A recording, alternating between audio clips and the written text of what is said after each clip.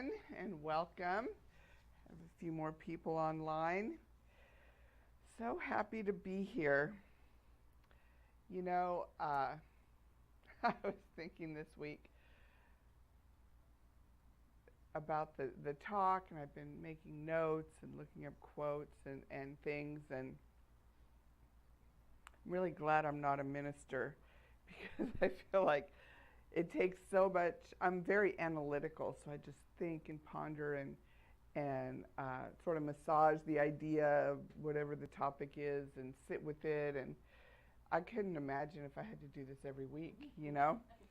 So my mind is kind of like a bad neighborhood. You don't want to go there alone at night.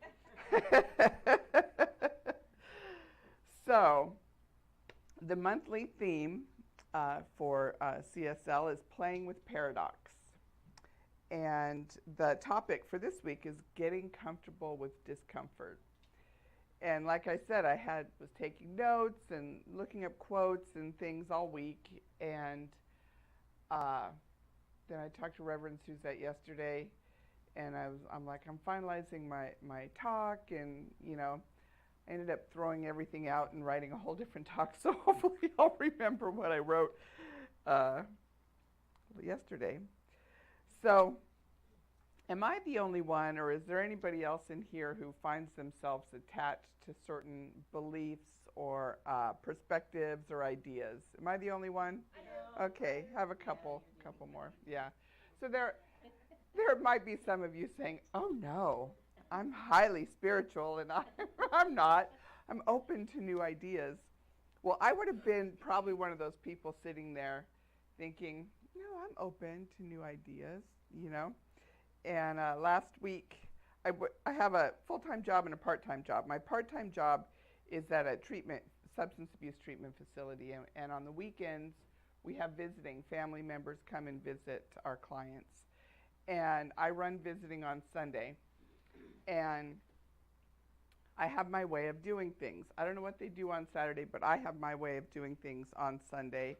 I've been doing it for a while, and I feel like it's a pretty good system, And one of my coworkers came in last week, and she said, "What do you think if we, just save these so that they don't have to, these like permission forms, so they don't have to sign them every week?" And let me tell you, I could feel myself go, like, don't mess with my system. And we talked about it, and I said, well, I have thought about that, and I decided I don't want to do that. I don't think it's effective.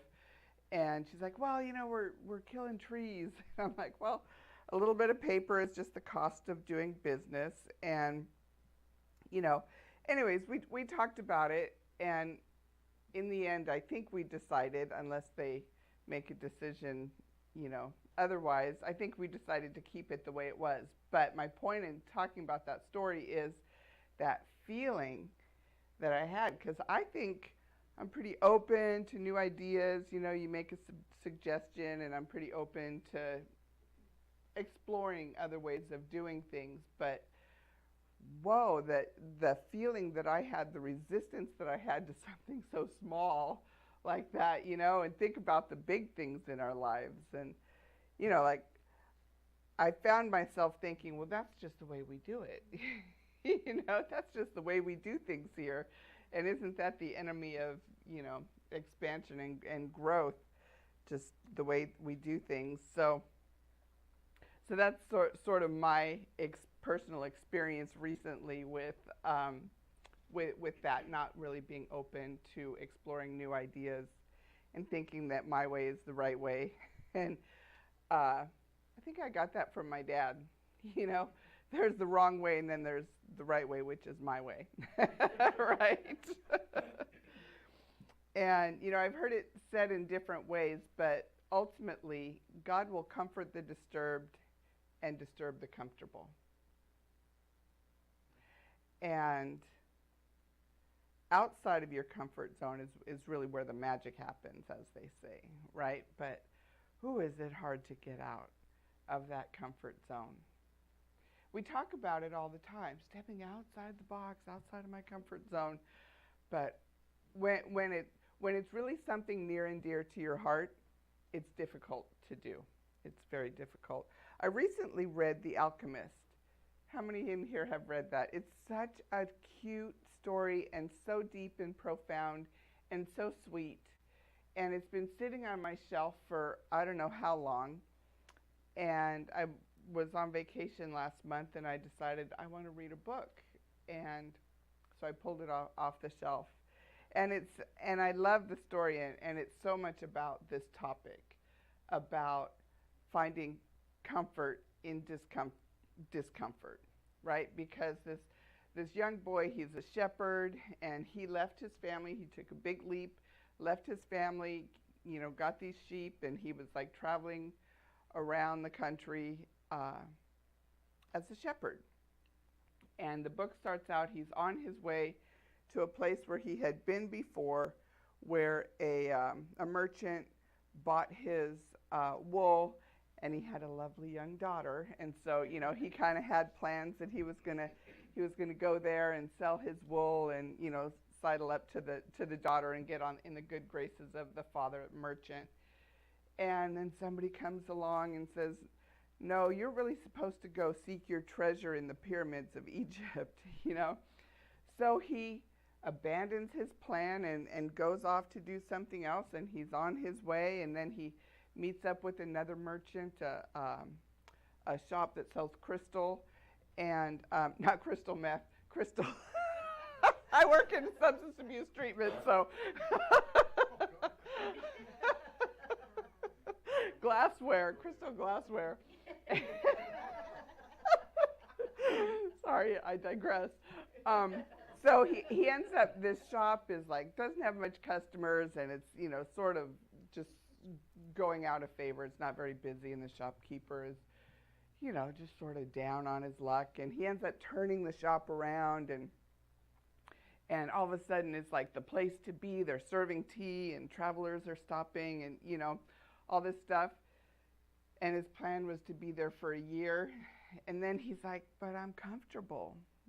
I like it here. Things are going well, So anyways, I'm not going to tell you the whole story, but he ends up leaving the crystal shop and, goes on this journey. And each time, each stop he gets comfortable.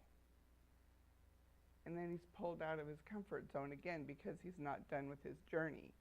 And he continues to go. And each time he trusts that still small voice with like the faith of a child.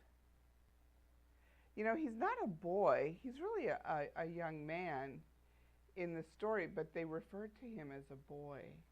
And he has that faith of a child and listens to his intuition, and he listens to the people who are like sent to him to encourage him and tell him what his next step is.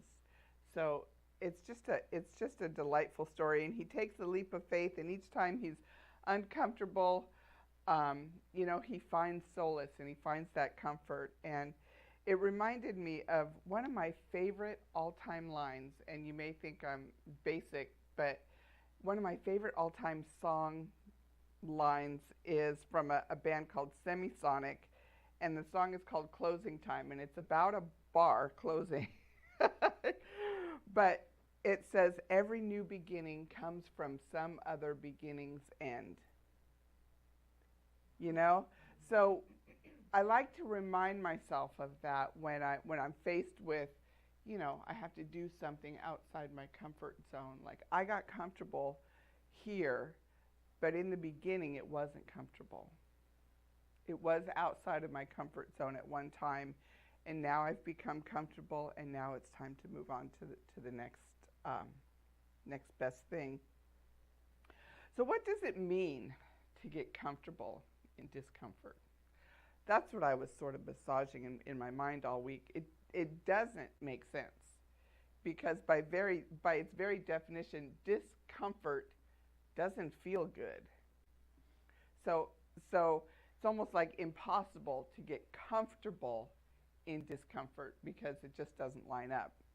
But as Jody talked about in the meditation this morning, this is like polarities, and this is a paradox, where when you first look at it, it doesn't make sense, it doesn't line up. But on further investigation, maybe there's something there that we can sort of open up to the possibilities. And Reverend Suzette talks about using artificial intelligence and ChatGPT to, help her with her talk. So I thought, well, I'm going to do that since I'm giving a talk. So I put in getting comfortable with discomfort. And what ChatGPT said was, getting comfortable with discomfort is a valuable skill for personal growth and resilience. So how can we look at this idea of getting comfortable with discomfort and the paradox? I had to sort of open my mind. It's not either or. It's not black or white, one or the other. Like maybe there is a way to do it. And what makes so this guy up here is Janus, and he was a Roman god, and he was the god of beginnings and endings. And he's got two heads, right? So he sees both directions, both perspectives. And there's a term, Janusian thinking, which was coined by psychiatrist Albert Rothenberg, and it consists of embracing opposite thoughts or constructions at the same time when approaching a problem. And this is big in leadership, business circles, and they say it's a sign of intelligence when you're able to do that. So I don't know what that says about me when I dig my heels in over some pieces of paper, but being able to navigate between polarities is sort of something that we could aspire to grow towards and grow into. And trying to balance opposing concepts can be very uncomfortable, but we're faced with polarities frequently in our lives. It's this way or that way. Our whole culture is sort of constructed that way. We're sort of taught to believe there's this way or that way.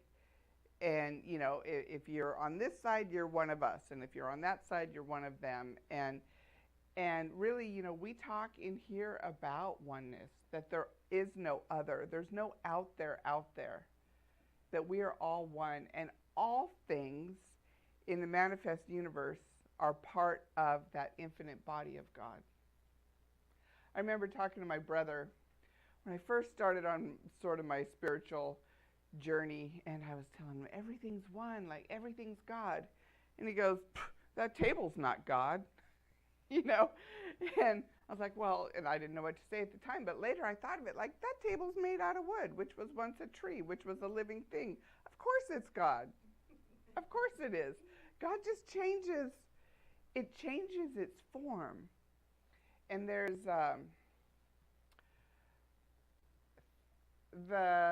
what is it called? The Science of Getting Rich.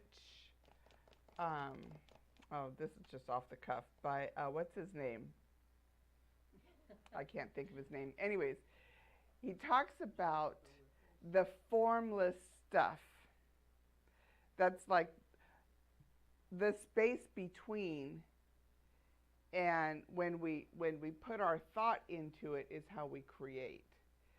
And so it's all God. It just is sort of like waiting for us to create, for us to manifest.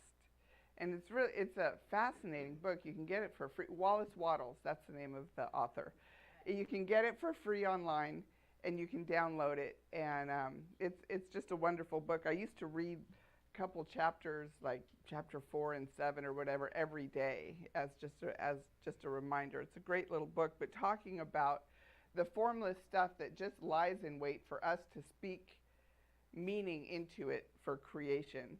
And he talks about, most things, a table will go through the process of creation. A tree will grow, somebody will chop it down, somebody will cut it, and then another person will take it and make it into a table, and then somebody else will buy it and use the table, right?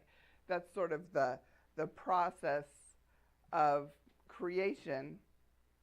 But he says it would be possible for somebody just to think, I want a coffee table.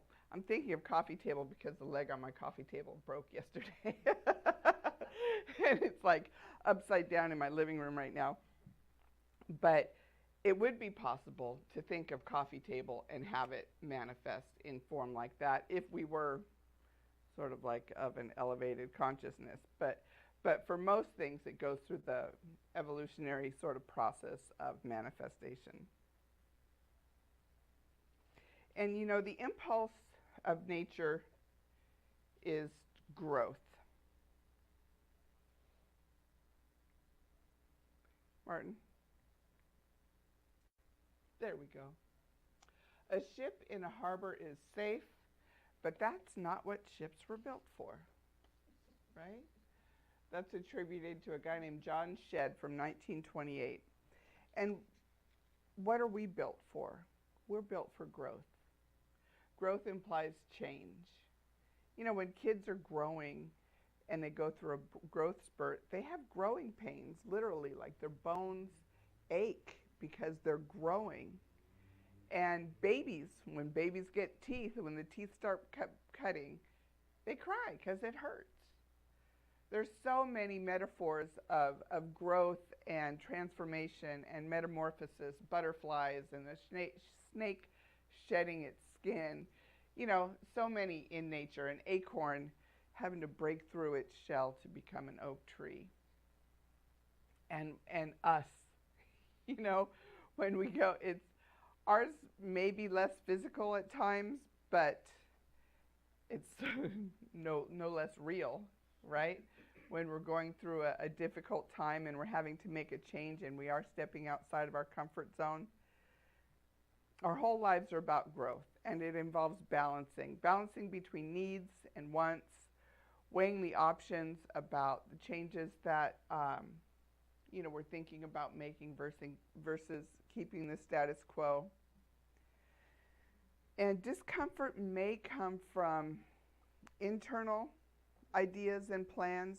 We've got big dreams that feel like they're outside of our ability to, you know, to reach them, or they may come from external things. Maybe a phone call, a diagnosis, something that, you know, loss of a job, loss of a relationship, something that just changes the trajectory of our lives, and it wasn't in our plan. So, regardless of the source of the change, there's really two approaches. One is having the courage to walk through in spite of the fear. Because isn't that usually what it's about? It's usually about fear in one form or another. Fear of change. And the other is to embrace the discomfort and open ourselves up to the gifts of the situation. And I think that's what getting comfortable with discomfort means. It's still not easy, but as we embrace it, and for me, I remember sitting in my car, there was all these changes going on. I feel like I think it was like financial challenges, and I remember just sitting there and going, God, what is the gift in this? Just show me what the good is, because it has to be good. If God is for us, nothing can be against us, right? So any change that's uncomfortable, painful, whatever, any kind of change, there's got to be something good in it. So as we embrace it and we just open up to it and allow the good to be revealed. I had a counselor, a practitioner, well, she was a minister, I think. Yeah, she was a minister that I used to go to, Reverend Alice Bandy. Yeah, Reverend Alice Bandy. And every time I would go see her, and I'd go in there and be like, oh, this is going on, and, you know, and I'm curled up in the fetal position, she'd always say, what is the good in it? What is the good? And when we change our perspective, when we start looking for the good instead of resisting the bad or the unknown or what we're fearful of, is when it just starts to flow. That's when it flows. That's when we're playing in the paradox.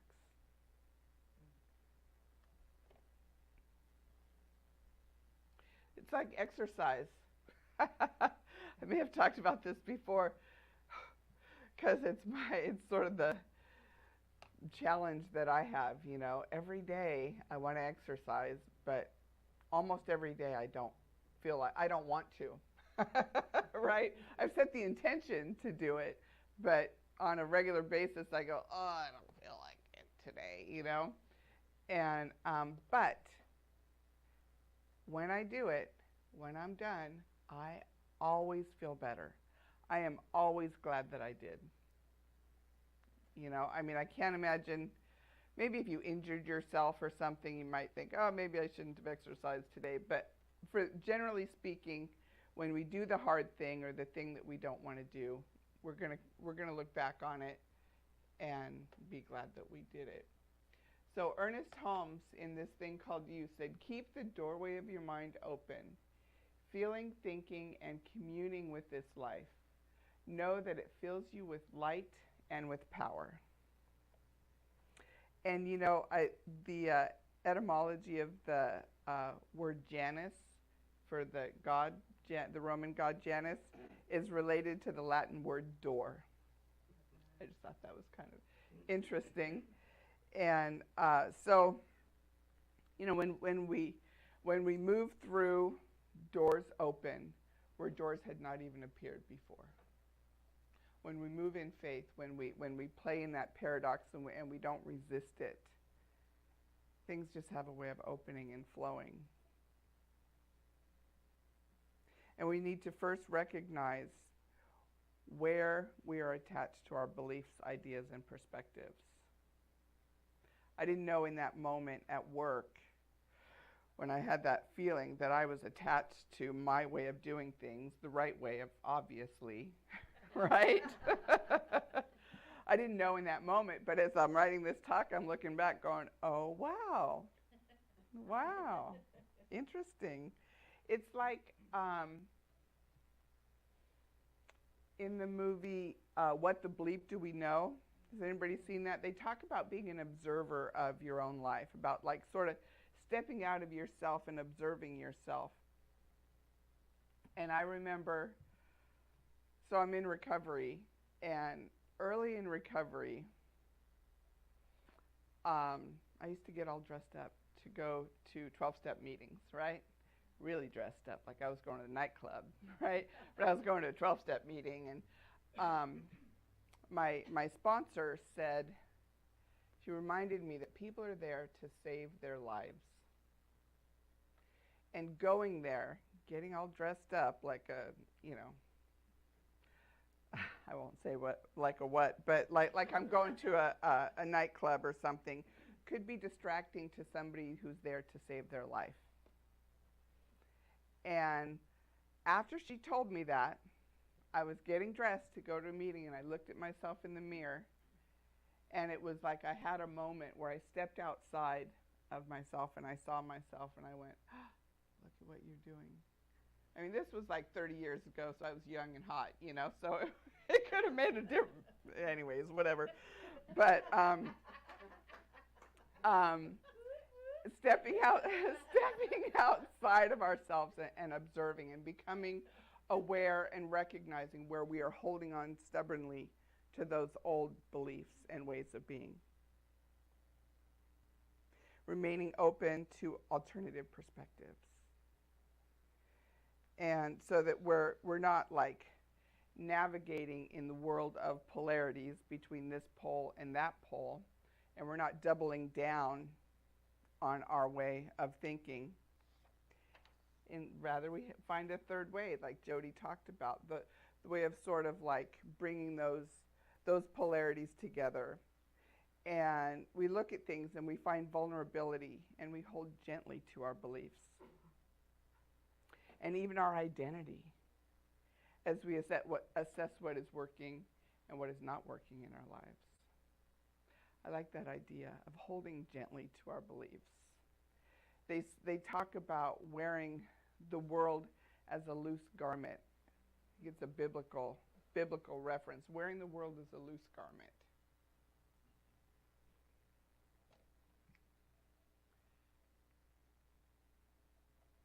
So Brene Brown in Atlas of the Heart said, in these challenging moments of dissonance, we need to stay curious and resist choosing comfort over courage.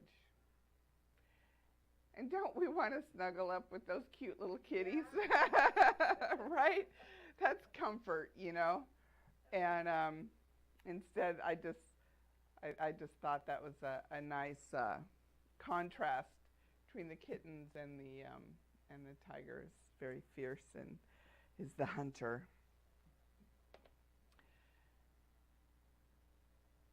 And finally, I saw this video on Facebook, and I sent it to Martin earlier this week. I'm like, somehow, some way, I have to incorporate this into the talk because I just love it. And you might want to turn the volume down a little bit because it gets a little loud.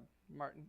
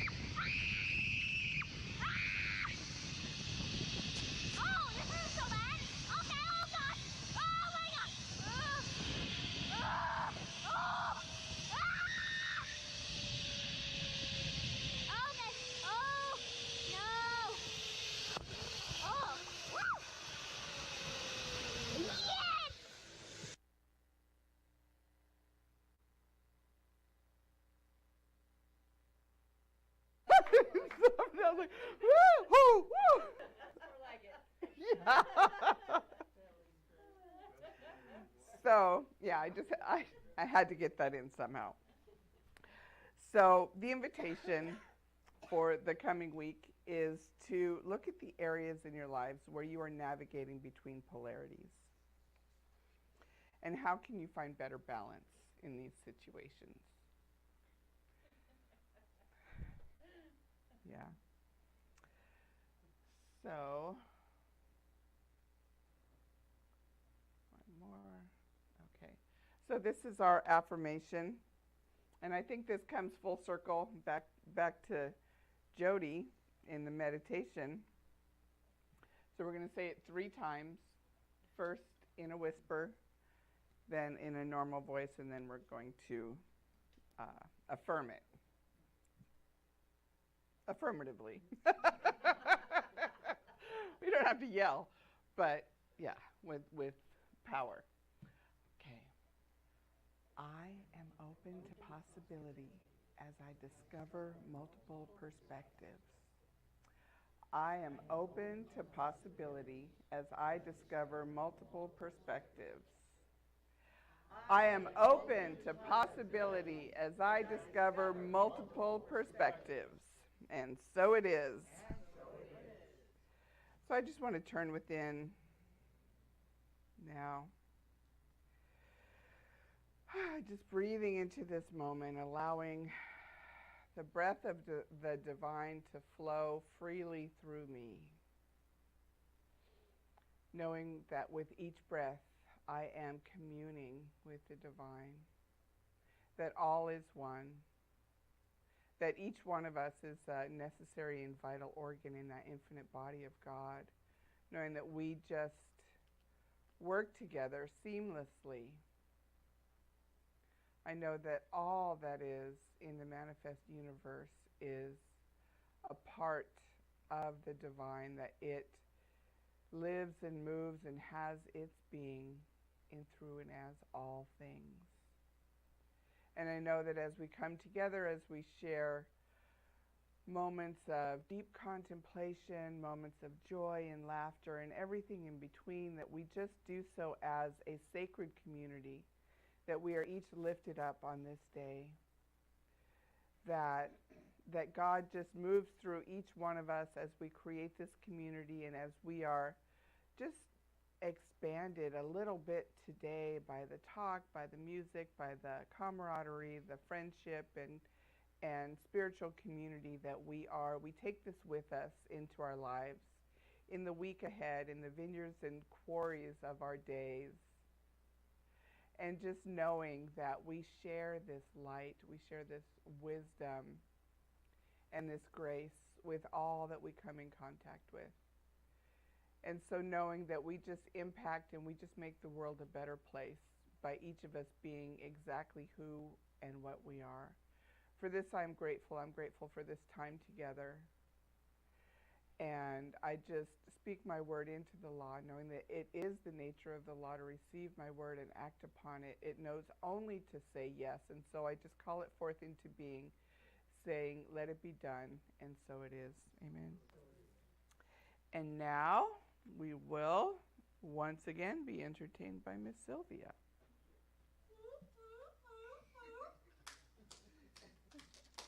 Thank you. What a great talk. Thank you.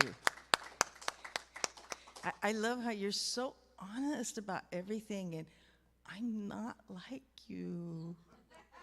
But you are like you. Yeah. Therefore, Exactly what you're supposed to be. that's exactly what I'm supposed to be. Now, all of you are in my heart, day in, day out, 24/7. I often think about the wonderfulness of all who come through these doors and come into this space. And they're just being themselves. And what's the delight about it? I find something in everyone that I love because it's like me, right? Just remember, wherever you are, you are.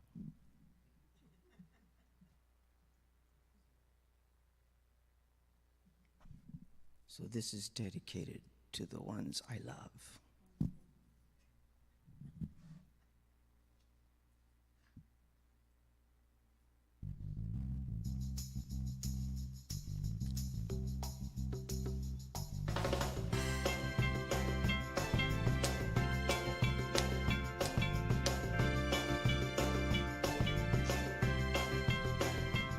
Your love lifting me higher than I've ever been lifted before. Sing it out, Mary. Keep it up, quench my desire, and I'll be at your side forevermore. You know your love is lifting me higher, higher and higher. Your love keeps on lifting me higher and higher. Listen up now. Once I was downhearted. Disappointment was my only friend. But then you came along and he soon departed. 'Cause you brought a smile to my face and you reached your hand out like a friend. Ha! You know your love is lifting me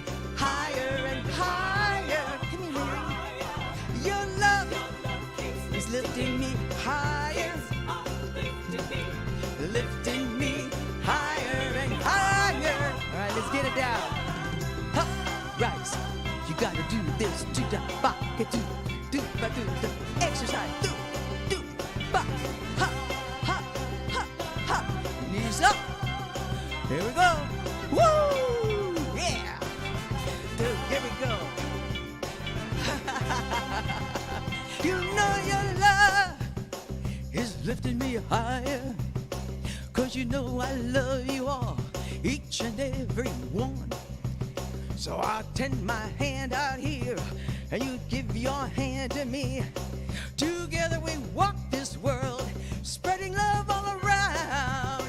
You know your love lifting me higher, come on, higher than ever before.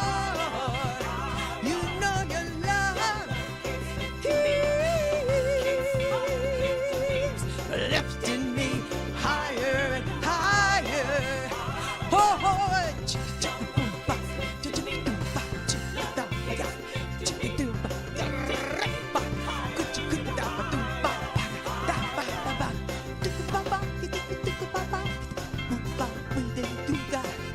Hey, say I love you. I love you. Yeah.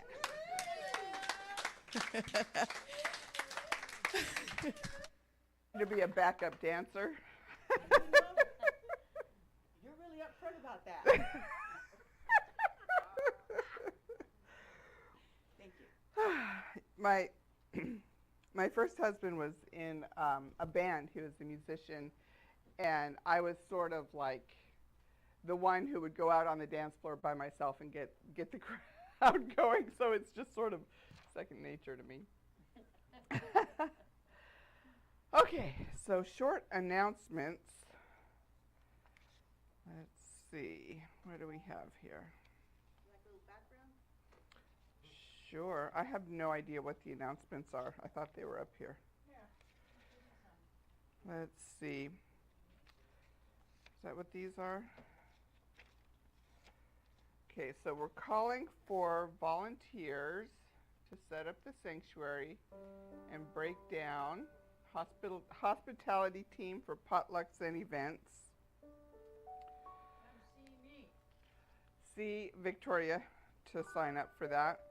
There is, on Wednesday, there is an Al-Anon for Parents meeting here, and if you have a loved one who is suffering from any type of addiction, particularly a child, this Al-Anon for Parents would be good, and other regular Al-Anon groups are really good for if you have somebody that you love who's struggling with that.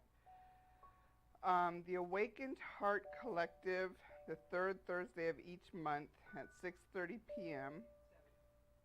Oh, it says 6:30 on here. It's 7 p.m. Ooh, I'm having a personal summer up here. October 19th, November 16th, and December 21st. 21st is what it says. Sorry. I was also a secretary, and I used to edit things like that. The Many Lives of Mary, right? Urban Street Angels is looking for mentors. Urban Street Angels, Reverend Jerry is a big shot in that organization, and they help what we call transitional aged youth, people who have aged out of the system from 18 to 25 who are homeless, and they provide housing and a lot of really good stuff for them. So, what else do we have? There's a whole bunch of stuff here. Spiritual Development Group on Tuesday nights, 7 to 9:30. Drop-ins are welcome. Suggested donation. Classes are friendly and full of love. In these classes, you and your energy will help others. So I think those are the announcements. And do you have something else? You want to say something about this? Oh. The next art class is Monday, August 23rd. Okay. October. Okay. The next art class, we need to say this on the microphone so that people online can hear it. The next art class, led by Mava, is starting October 23rd, Monday, October 23rd at 11:30 a.m. right here at Ulm. There is a sign-up sheet for it, and what? Yes, it's $10 per class. Yeah, okay, $10 per class. And for those of you online, if you're interested, just send an email, I guess, to sign up. But if they're on, but if they're online today, but they want to come in person, yeah. If you're online today and you want to come in person, send an email to Reverend Suzette, I guess, and let her know that you want to sign up for this class. Okay. All right.